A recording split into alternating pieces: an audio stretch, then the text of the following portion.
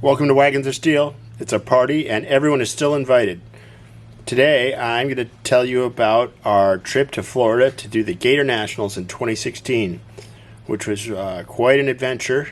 I get these crazy ideas to take long road trips and do drag racing fantasies. I mean, you only live once. Why not go for it? So this is one of those occasions where we drove down to Florida. I had just gotten I just finished paying off a fresh engine from my then engine builder, Dan Dvorak. And so we took the engine out of the race car and cleaned up the engine compartment, got all clean, ready to go. I had my torque converter redone and had a drop ship down there, and I can't remember what else. I think the transmission, we didn't do anything to the transmission at that time. It was still good. But then we loaded the car up and we drove down to Florida and dropped the car in Dan's shop and put it all together and raced a divisional race, and then do the Gators, which is, national event, big deal. And then we were not able to complete the Gator Nationals because, as usual, it rained, and we still had a great time. And I'll run you through all the pictures I have, and using my high-tech point the camera at the computer screen technique, and I'll tell you about the trip with pictures. All right, here's us leaving. When I headed out, I stopped by my friend Steve Ryland's place and picked him up, and we hit the road with my big Ford F-350 towing my 28-foot trailer. There's a clearer shot.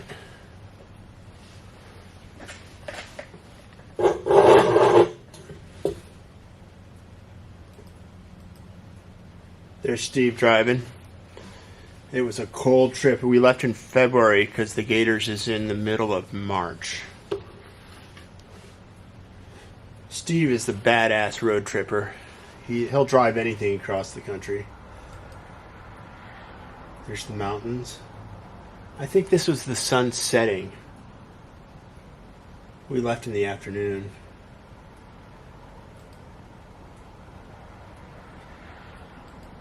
I love driving across the country.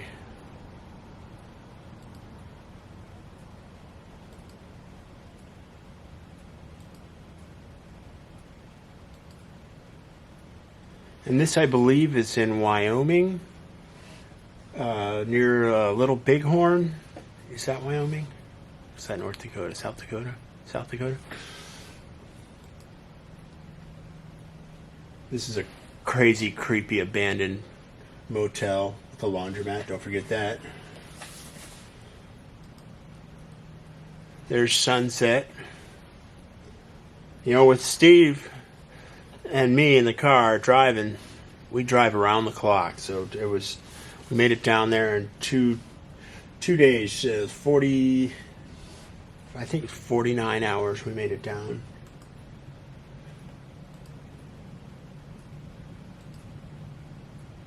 Here's Florida. That's my sister and her son. There's my dad. There's some cows. The cow. Cow on the road. Cow next to the gate. And here we are at Dan's shop. At the time, he was putting together this, I think that's a 413, and it's got the long ram, which, what each carburetor feeds into all across. It's crazy. I think they're I can't remember how long, 18 inches or something. They're huge. And it was for a customer, and this is the engine stand, so he'd fire it up and run it periodically. This is Dan's test mule. It's a 1970 Dodge Coronet. We made him move that out of the way so we could put our car in there. That's Dan talking to Mike. There's his shop from the outside. There's his 62 wagon. It's a Plymouth. It's gone. There's the wagon. You know, I've been going to Dan's shop for years. It's always been a fantasy to work on my car there.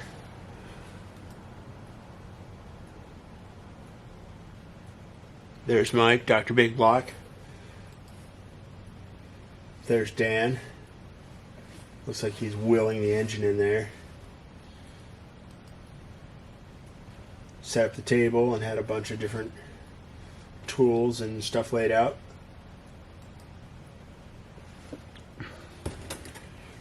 More shots of the car. A transmission.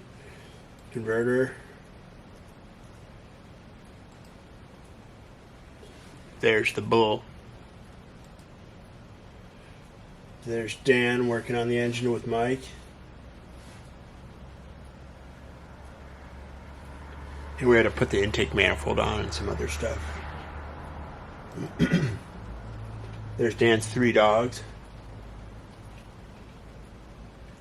Dan's shop is right on US 301, so that's where you test the car out, which is a lot of fun.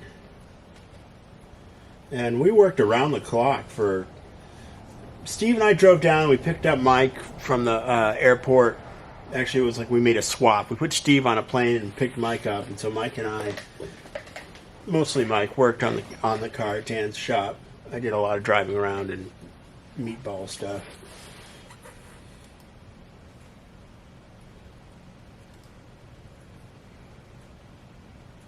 The dogs were super helpful.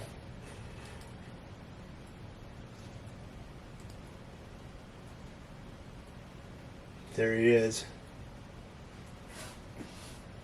Yeah, he told me that it looked like my car had been painted with 1964 air in the gun, which was super cool.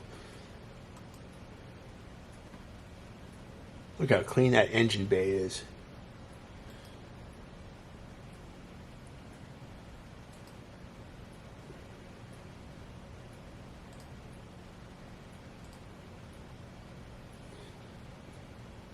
We messed with a lot of stuff. We learned a lot of things while we were playing with it. The thing about stock eliminators, it's a whole bunch of little stuff makes the difference.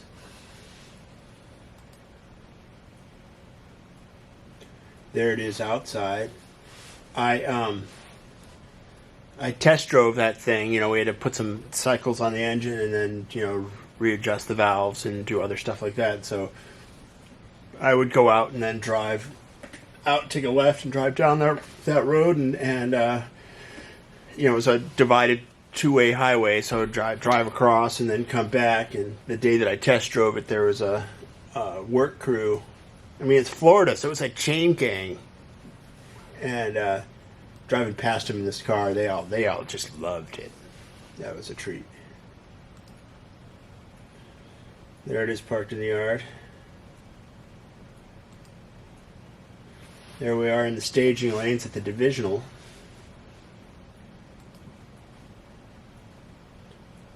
In front of a Copo Camaro. If I'm not mistaken, I think that Copo Camaro was the one that won the event. Won the Nationals. Jim Bailey won the divisional in his 65 Belvedere Hemi Power.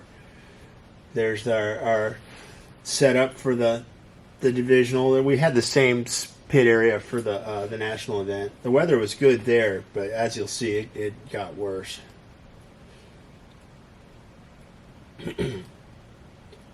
Look how warm it is. Everyone's wearing shorts. I mean, you can see I'm wearing my vest and hoodie sweatshirt now, and you know, by the time February rolls around, it's so ready to like go and be someplace warm.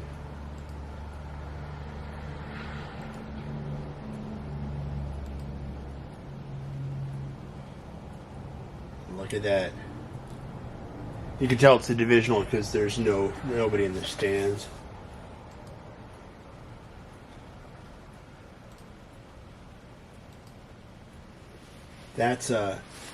Mustang 2 King Cobra. Had to take that picture. That guy was he's owned a lot of records with that car. In T stock automatic, which means it's a 302 two-barrel car. Here we are back at our trailer.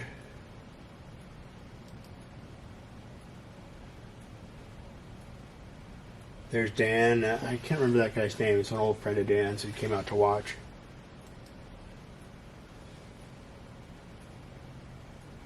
There we are, lined up for... I guess we're getting ready to race. Might be in eliminations there.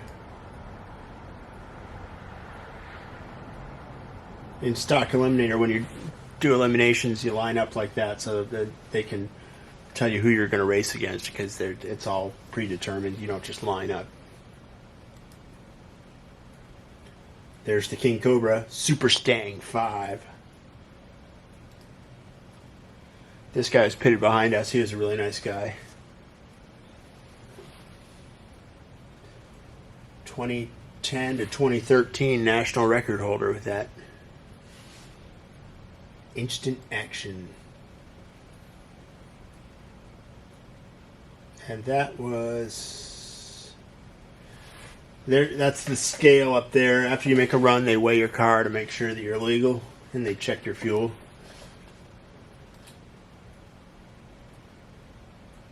There's a 69 Camaro at every stock eliminator race.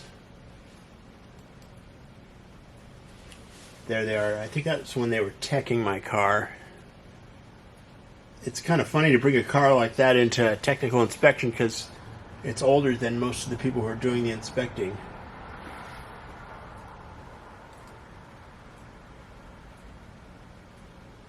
There's our crew. That's John and Steve.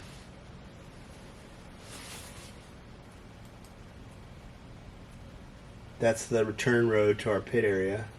You can kind of see that's my car back there. Working on it again. There's Dan. We spray down the front of the radiator and that cools the car down faster.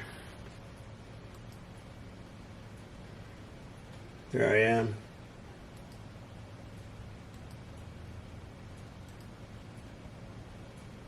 There's the staging lanes again. Here I am running against somebody's Nova. Light him up. Steve took that picture. It's a good shot. You can see when I first got this car, some little kid, when I first was out of the racetrack, just reached in there and then just broke the little clip off that keeps that thing in place. So now whenever I launch it, the window crank flies out, which is, it's kind of cool looking actually. I don't mind. There's Dan and his girlfriend Ivy. She's a sweetheart. There we are. We were parked next to the porta potties. That's when it's starting to rain.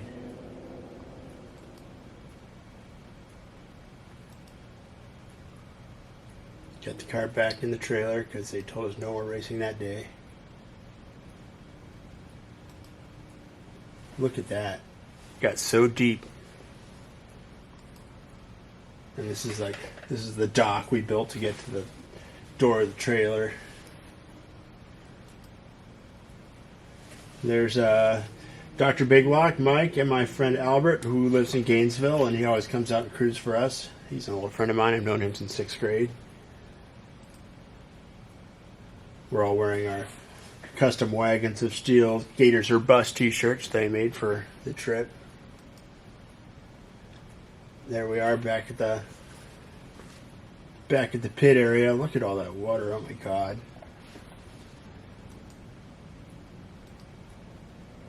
There's my son Joe and my wife Natalie and my sister and her partner Carissa and Quincy. There's my wife next to the race car. There's Dan, another one of his beautiful vehicles.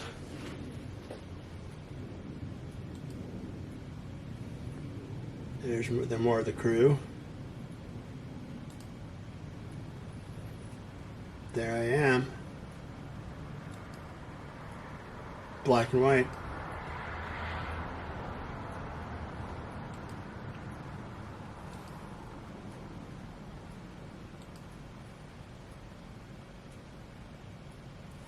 There's snakes and gators everywhere where there's water in Florida.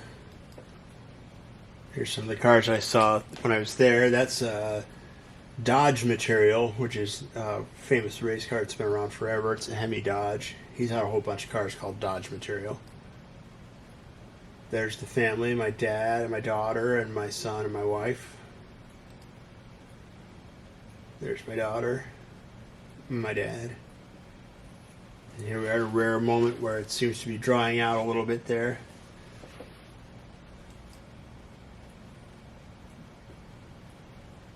Yeah, it's pretty dry. I think we actually got to qualify that day. I qualified, and then they came around and told us that it was going to rain some more, and they weren't going to be able to run eliminations until Monday. And if we wanted, they would give us a rain check so that we could race anywhere else we wanted. And so I ended up taking that rain check and using it to get into the Northwest Nationals later in the year. Yeah, that's a good-looking car. It was very well received down there. There's Mike resting between rounds. Rain coming back in again. That's the way it always seems to be with racing. You know, like they dry it out, and then you're all ready to go, and then it starts raining again.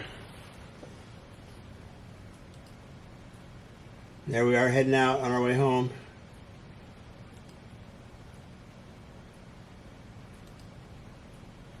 Next morning.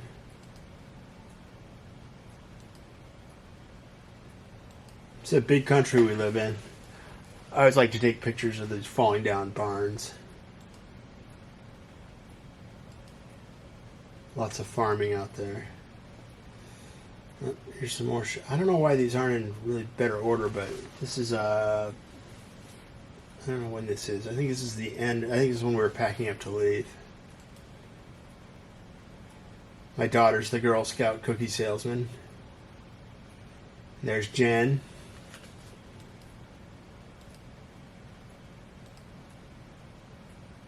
There's Steve and Mike checking the tire pressure. That's us at a rest stop. That's a big operation. We're as big as a semi pretty much with that setup.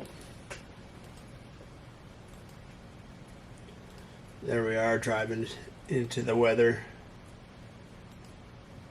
Ooh, that's psychedelic.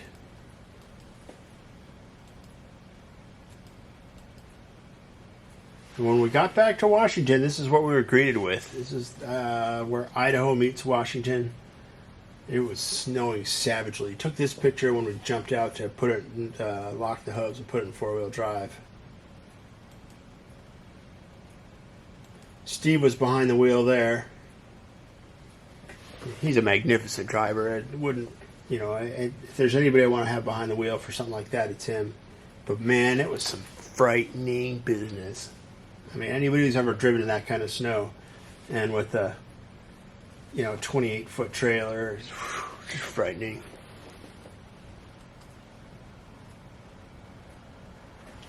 I think that's the sign that says "Welcome to Washington." Or maybe it's the top of the pass. Well, taking the trip down to Pomona that one time, or over to one of the multiple trips I've taken to Florida, I think it's always a good idea to travel. And being able to drive around in the United States, is probably Canada too, it's just something you don't get anywhere else in the world. It's really worth doing at least once. So I recommend everybody take a trip like that.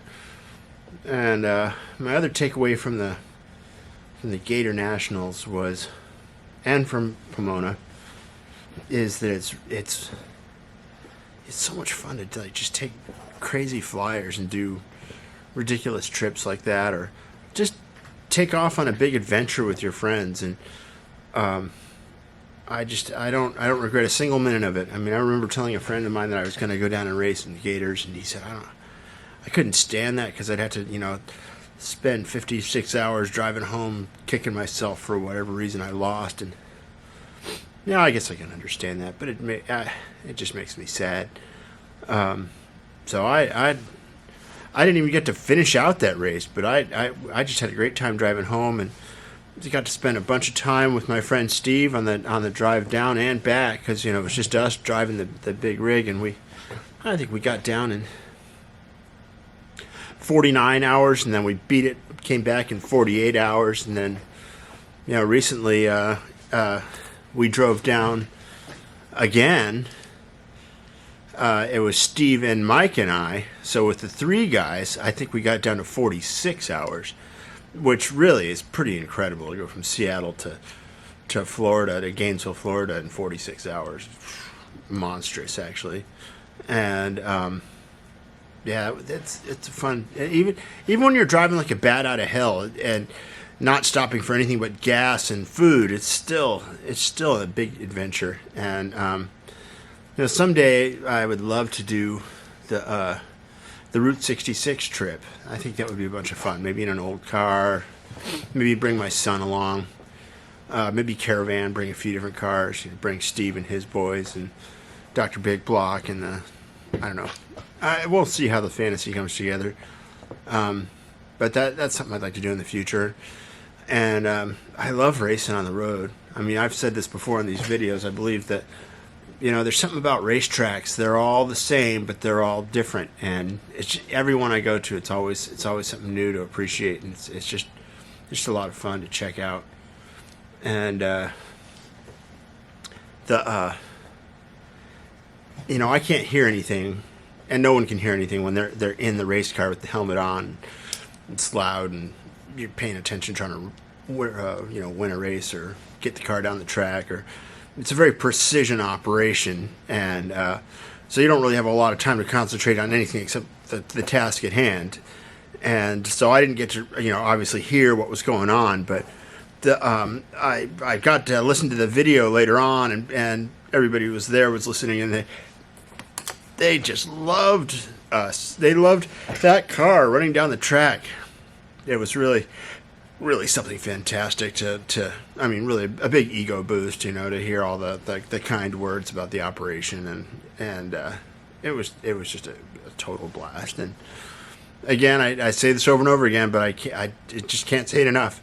Take that trip, while you're young, while you can, do it, have fun, bring your friends, and plan something, do something. It's totally worth doing.